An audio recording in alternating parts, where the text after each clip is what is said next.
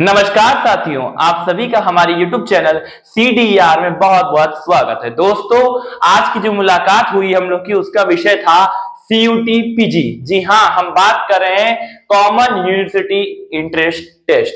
PG मतलब post graduate. आप तैयारी कर रहे होंगे एमकॉम की। अब दोस्तों, आज का जो हमारा जो टॉपिक है वो CUT PG की सिलेबस और इंस्ट्रक्शन के बारे में टॉपिक है। बहुत लोग को पता ही नहीं होता है कि हम एमकॉम का फॉर्म भर दिए भाई, इसके टॉपिक्स क्या है, इसके इंस्ट्रक्शन क्या है, कैसे करना है, कोई गाइडेंस ही नहीं होती। वो दर बदर भटकते रहते हैं। तो जो वीडियो आज गलती से हमारा देख रहे होंगे या क्लिक कर दिए होंगे, वो पूरा वीडियो देख के जाएंगे, क्योंकि हम जो पूरा वीडियो बताएंगे आपका लगभग इतना गाइडेंस देंगे कि आपको तैयारी करने में सुविधा होगी, यानी आपको अच्छा लगेगा। चलिए, तो हमारा जो इंस्ट्रक्शन था, पहले इंस्ट्रक्शन देख लें। CUT PG दोस्तों, इसका जो कोड होता है वो होता है COQ P08। आपको अपने एग्जाम का कोड पता होना चाहिए, बहुत जरूरी है कि आपके एग्जाम का कोड क्या है। और जिन्होंने एमकॉम का फॉर्म भरा है उनका कोड COQ P08 है। अब बात करते हैं हम इसकी इंस्ट्रक्शन की। तो इसमें क्या है, आपका क्वेश्चन जो होगा 75 जो है कि क्वेश्चन होंगे आपके पेपर में। 75 क्वेश्चन होंगे और पर क्वेश्चन 4 नंबर का होगा। कितना होगा? 4 नंबर का। अब 75 गुणे 4 करेंगे तो कितना हो गया? ये हो गया आपका 300। कितना हो गया भाई साहब? 300 हो गया। मतलब आपको 300 नंबर का पेपर देना है, ये जान लीजिए आप। अब दूसरा इंस्ट्रक्शन क्या है? All question will based on subject specific knowledge. दोस्तों, ये लाइन जो है ना बहुत महत्वपूर्ण है। देखिए, हम लोग गलती क्या करते हैं, हम लोग तैयारी शुरू कर देते हैं अपने मन में, ई पढ़ ले, वो पढ़ ले, वो पढ़ ले, फलाना ढिमका करके पूरा पढ़ लेते हैं और आता है कहीं और से। देखिए, एक्चुअली बात ये होती है, हम अगर मैदान में लड़ाई लड़ने जा रहे हैं और हमारे पास तलवारें नहीं है, ना बंदूक है, ना गोली है, तो हम क्या जीत के आएंगे? हम तो वहीं पे पलट जाएंगे। तो इसीलिए आपको पता होना चाहिए कि आपका शस्त्र कौन सा, आपको कौन सा शस्त्र लेना है कि आप मैदान में जीत के आए। तो देखिए, all question will based on subject specific knowledge. आपने जो स्पेसिफिक सब्जेक्ट पढ़ा है उसके बेस पे आएगा, आपके नॉलेज के अकॉर्डिंग।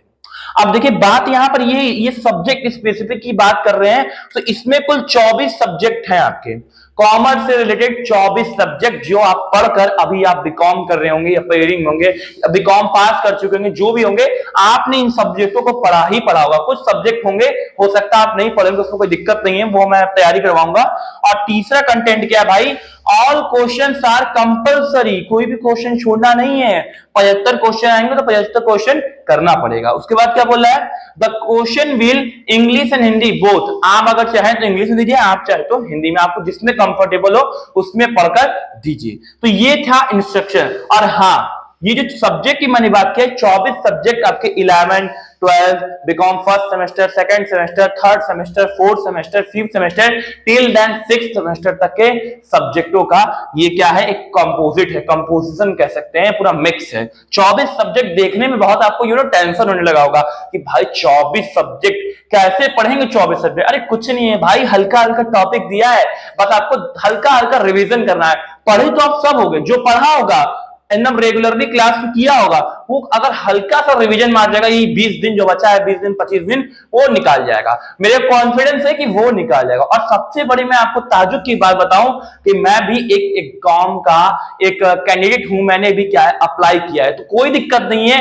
देखिए, एज और आपका एजुकेशन जो है मायने नहीं रखता, आपके अंदर नॉलेज कितना है, आप कितना उस पर्टिकुलर चीज के बारे में जानते हैं, वो मायने रखता है। ठीक है, बहुत सारे टीचर्स को आपने देखा होगा जो बहुत अपने मतलब चाइल्डहुड से 10 में 12 में रहते पढ़ाना शुरू करते हैं। आपके अंदर कला होना चाहिए। आप सबकी अपनी अपनी पसंद है, मेरी भी अपनी पसंद है, पढ़ाना हमको अच्छा लगता है। तो आज मैं ये आपको जो ये इंस्ट्रक्शन बताया हूं, अब इसके बाद सिलेबस के बारे में बात करते हैं।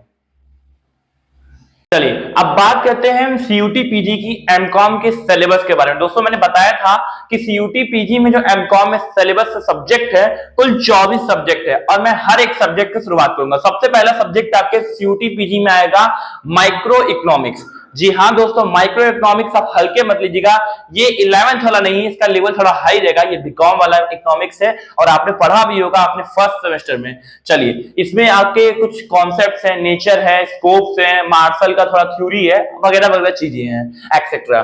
फिर हम बात करेंगे करेंसी और बैंकिंग की। मनी क्या होता है, मनी के काम क्या है, फंक्शंस क्या है, हल्का फुल्का मनी की हिस्ट्री क्या है, बैंक क्या है, बैंक कितने प्रकार के होते हैं, बैंक का फंक्शन क्या है, ये सब पूछता है, नॉर्मल चीजें हैं।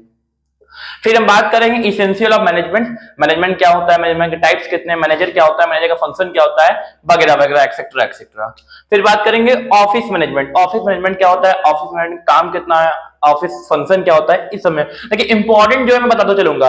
अब देखिए अकाउंटिंग, अब यहाँ अकाउंटिंग लिखा है तो आप ये मत समझिए कि भाई 11 12 वाला, वो नहीं है, 11th का, 12th का, कॉर्पोरेट का, कॉस्ट का, ये चारों पूछेगा, हल्के में ना लीजिएगा, और फाइनेंशियल का भी। फिर हम बात करते हैं बिजनेस ऑर्गेनाइजेशन, नॉर्मल इसमें सब कुछ आ गया, बीओ बोल दिया मैंने, आपके बीकॉम का बीओ पूरा आ गया। फिर स्टैटिकल मेथड, भाई मीन मीडियन मॉडल का कुछ मेथड्स हैं, वो सब पढ़ना नॉर्मल चीजें हैं। पब्लिक फाइनेंस ये आपने नहीं पढ़ा होगा, क्योंकि पब्लिक फाइनेंस आपके बीकॉम में बहुत सारे यूनिवर्सिटीज में नहीं रहा है, तो हो सकता है आपने नहीं पढ़ा हो। फिर हम बात करते हैं बिजनेस लॉ की, बिजनेस लॉ मतलब जो आपने कॉन्ट्रेक्चुअल लॉ पढ़ा होगा, बिजनेस के लॉ होते हैं, वगैरह वगैरह चीजें होती है इसमें, वो सब। कॉस्ट अकाउंटिंग, कॉस्ट अकाउंटिंग में बहुत सारी चीजें हैं, रॉयल्टी अकाउंट्स है, वॉइस अकाउंट्स है, बहुत इसमें जो आपने अकाउंट पढ़ा है उसके बारे में पूरा पूरा पूछेगा। कंपनी लॉ, कंपनी लॉ पूरा पूरा बोल दिया है तो सब कुछ आ जाएगा, कंपनी से ए टू से जेड तक। सेलिंग एडवर्टाइजिंग, ये मार्केटिंग का एक टॉपिक है, बहुत बड़ा टॉपिक नहीं है, लेकिन हाँ इसको भी पढ़ना जरूरी है। बिजनेस मैथमेटिक्स की, इसमें कुछ मैथमेटिक्स क्वेश्चंस रहते हैं, वो आपको सॉल्व करने पड़ते हैं। फिर बात करते हैं इंश्योरेंस लॉ एंड अकाउंट्स, इसमें कुछ इंश्योरेंस रिलेटेड लॉज रहते हैं, अकाउंट्स रहते हैं, वो पढ़ना पड़ता है। आप बहुत सारे कॉलेजों में ये नहीं चलता है, बहुत सारे कॉलेज में चलता है, तो वो आप देख लीजिएगा। Income tax and accounts, income tax क्या होता है, इनकम टैक्स में कितने टैक्स लगते हैं, कौन कौन सा टैक्स होता है, कितना एग्जम्पशन होता है, कितना रिडम्पशन होता है, चीजें होती है वगैरह वगैरह। फिर आता है contemporary audit, contemporary audit, audit क्या होता है, ऑडिट के टाइप्स कितने हैं, कैसे होता है, कौन सा सेक्शन है, कौन सा स्टैंडर्ड है, ये सब चीजें हैं। फिर उसके बाद आता है इंडियन इकोनॉमिक स्ट्रक्चर, हम बात करते हैं इंडियन इकोनॉमिक स्ट्रक्चर की, क्या स्ट्रक्चर है, कितना ग्रोथ है, कितने जीडीपी है, कितना एमएनपी है, कितना एनएनपी है, ये वगैरह वगैरह चीजें हैं। फिर उसके बाद बात करते हैं marketing practice and finance, marketing क्या होता है, मार्केटिंग प्रैक्टिस कैसे की जाती है, फाइनेंस क्या होता है, फाइनेंस चीजें क्या है, ये सब है। आपने फाइनेंस पढ़ा भी, अभी पेपर दिया होगा हाल में। मैक्रो इकोनॉमिक्स, मैक्रो इकोनॉमिक्स क्या होता है, मैक्रो इकोनॉमिक्स टाइप कितने होते हैं, कौन कौन सा फंक्शन है, क्या एरिया है, कौन से लेवल पे किया जाता है, कितना इनकम है, कितना, ये सब चीजें हैं। नेशनल इनकम क्या है, नेशनल जीडीपी क्या है, एनएनपी क्या है, एमएनपी क्या है, ठीक है, ये सब चीजें हैं। ट्रेड ऑफ इंडिया, इससे एक दो क्वेश्चन पूछता है, बहुत ज्यादा इससे नहीं पूछता है। अप्लाइड इन बिजनेस स्टैटिस्टिक्स, ये भी थोड़ा सा रिलेटेड है, बहुत ज्यादा वो नहीं है। Law and practice of banking, banking practice क्या है, बैंकिंग कैसे काम किया जाता है, क्या है लॉ, क्या है बैंक का, कितने स्टैंडर्ड है, कितना सेक्शन है, कितना, ये सब चीजें हैं। मतलब डेवलपमेंट बैंकिंग, डेवलपमेंट बैंकिंग ये आपके मनी बैंकिंग में था एक चैप्टर, ये थोड़ा अच्छे से पढ़ना होगा। डेवलपमेंट बैंकिंग क्या होता है, सेक्शन कितना होता है, एक्ट कितना होता है, कितना टाइप्स के होते हैं, इसका काम क्या होता है, कहां से हुआ, किसने शुरू किया, कब किया, ये सब चीजें हैं।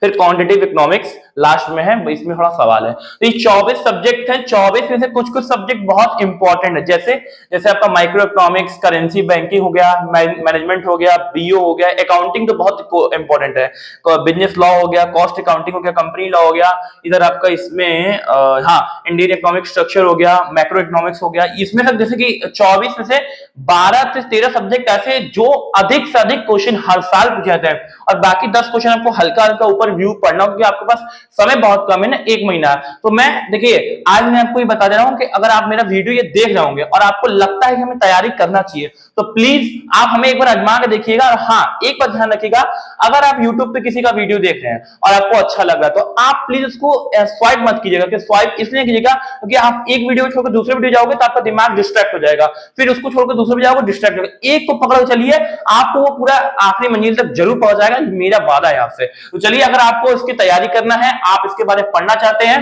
तो कल से हमारे साथ डेली की डेली आपको वीडियोस अपडेट मिलते रहेंगे।